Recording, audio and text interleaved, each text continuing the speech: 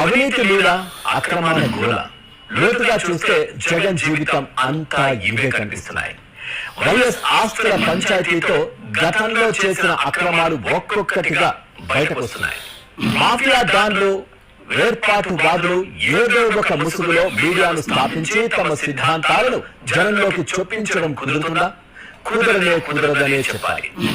అందుకు చట్టాలు అంగీకరించావు. అలాగే దేశంలో చట్టాలు, వ్యవస్థలు నిఖచ్చిగా దృష్టి పెడితే జగన్ మీడియాకు ఎప్పుడో తాళాలు పడేవని నిపుణులు అభిప్రాయపడుతున్నారు.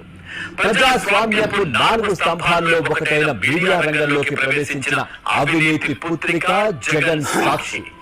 చిరునామా లేని కంపెనీలు, ఆధారాలు లేని ఆదాయాలు, అనుమానాస్పద పెట్టుబడులతో సాక్షి పొరుడు పోసుకుంది. జగన్ అధికారం సాధించడమే లక్ష్యంగా అసత్యాలు చెప్పడమే పనిగా సాగుతోంది.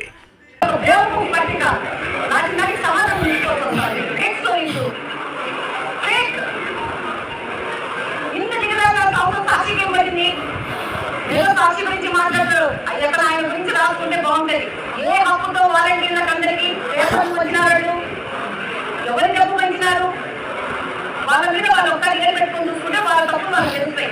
మిత్రులు వేసిన నుంచి వాడు డబ్బు పెట్టారు, వస్తే జైల్లో ఉంది, వాడికి దండ చేసుకుని వాడిని జైల్లో చేస్తున్నారు. ఇంత స్థితిలో ఈ కడప నాశనం అవడానికి, యువత నాశనం అవడానికి ఈ యొక్క వైసీపీ పార్టీకి సంబంధించిన ఈ నాయకులే.